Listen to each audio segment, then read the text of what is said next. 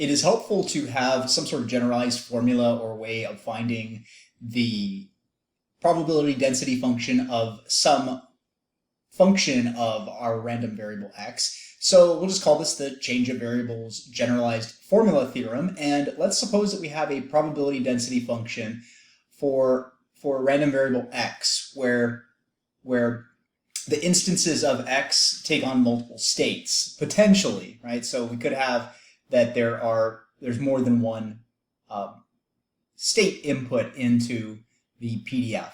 And let's say that y is going to be some function of x. We'll call this function u of x. It's just function notation, the name that this theorem gives it, capital U. So it's some function of x. And the thing that we need to know for sure is, in order for this theorem to work, that function of x has to be both differentiable and invertible within the domain of x.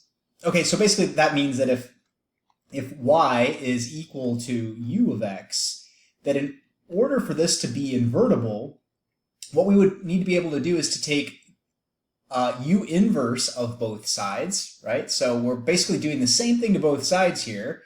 We're inverting both sides according to this function. And so the reason we're doing this is because if you take u of x and then you take u inverse of x, of course, that gives you x because they are inverses. And so the vector x can actually be solved for by finding the inverse function with respect to y. So this means that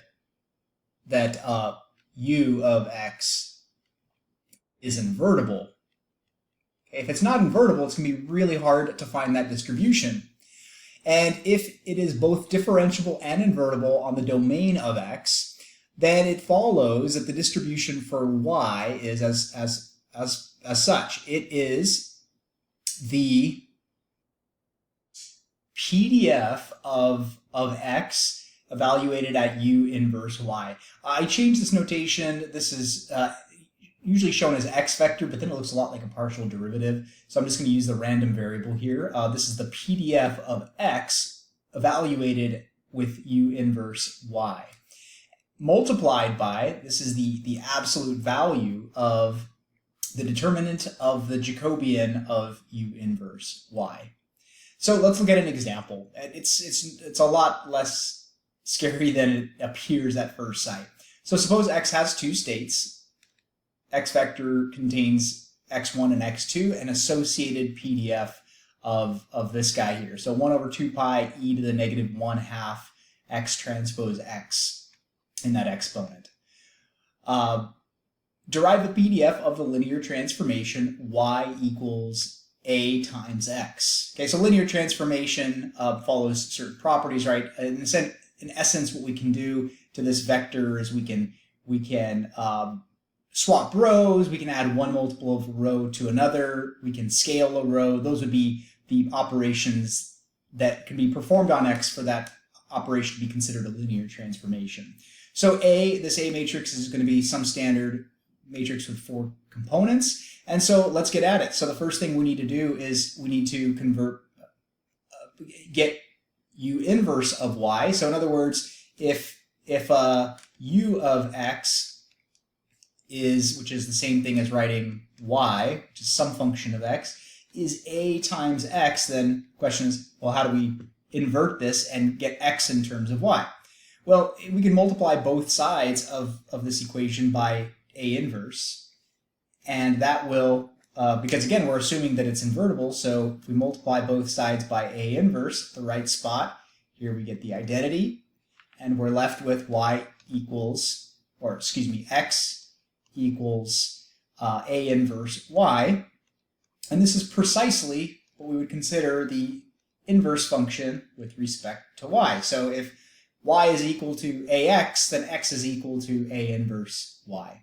All right, so we have the first piece. Now what we need to do is we need to evaluate our PDF at a inverse y. So all that really means is that we replace all of the x's with u inverse y, right? Because that's what we're doing. We're evaluating this, replacing x with u inverse y. So this would be 1 over 2 pi e to the power of -1/2. Okay, so x is going to get replaced with A inverse y. So it'll be A inverse y transposed times x will be replaced with A inverse y. Okay, so that is the first piece. Now we need the partial derivative with respect to y of u inverse y.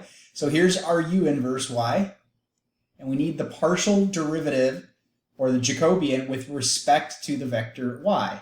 Okay, so to find the partial derivative of this, well, our variable of differentiation is y, and so again, this is why we have to assume that it's differentiable. Then the derivative of this is simply going to give us A inverse, right? Kind of the same thing as taking the derivative of 5x. The derivative of 5x would just be 5. So the derivative with respect to y of A inverse y, not that equal sign there, would just be the coefficient matrix A inverse times y.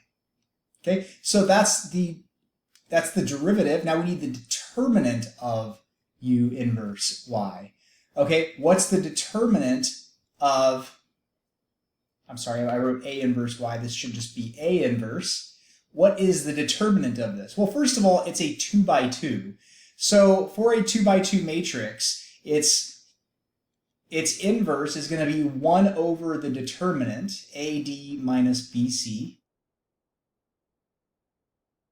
and multiplied by the diagonal components switched, so dA, and these two components stay in place, but they get negated, and that's the A inverse matrix. So if we want now the determinant of that, the determinant of the partial derivative of A inverse y, that will be the same thing as the, what is the derivative of A inverse y? Well, it is A inverse. And while you can go ahead and multiply this through and then calculate the determinant of this messy thing when you distribute the scalar 1 over AD minus BC to these four components, there also is a property of determinants that says the determinant of an invertible matrix A inverse is equal to 1 over the determinant of A. Okay, so that is a property that we can use here. It just makes things a little bit easier. You don't have to have remembered that, but again, it can just make things easier. So we already know the determinant of A is AD minus BC, so the determinant of this will be 1 over AD minus BC. Right, well, that's pretty much it, believe it or not, as far as the theorem is concerned. All we really need to do now is just put the theorem together. And so we need our f of u inverse y times the absolute value of the determinant.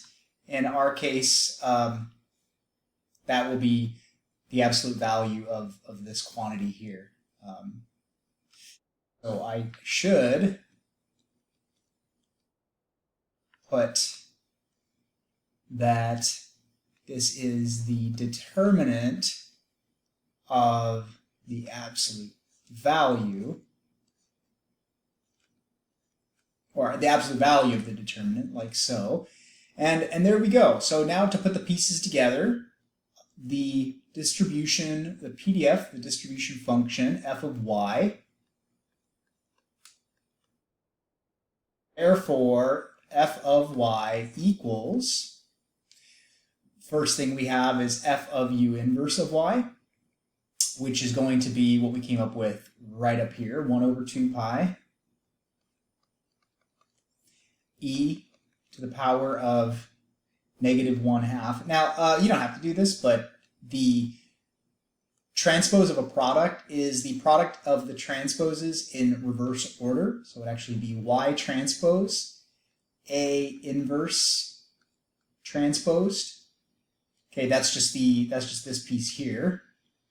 transposed, and then times A inverse y, just eliminate some parentheses, but not necessary, multiplied by the absolute value of the determinant, which in our case is just going to be the absolute value of 1 over AD minus BC. And there it is. There's our transformation. So pretty straightforward, all things considered, and it allows us to get a probability density function that's multivariate in nature based upon a linear transformation. Quite nice. Seems like it would be very difficult to do otherwise, or far more challenging anyway. And so there we go. We have just now found the distribution of a change of variables by using the inverse transform theorem.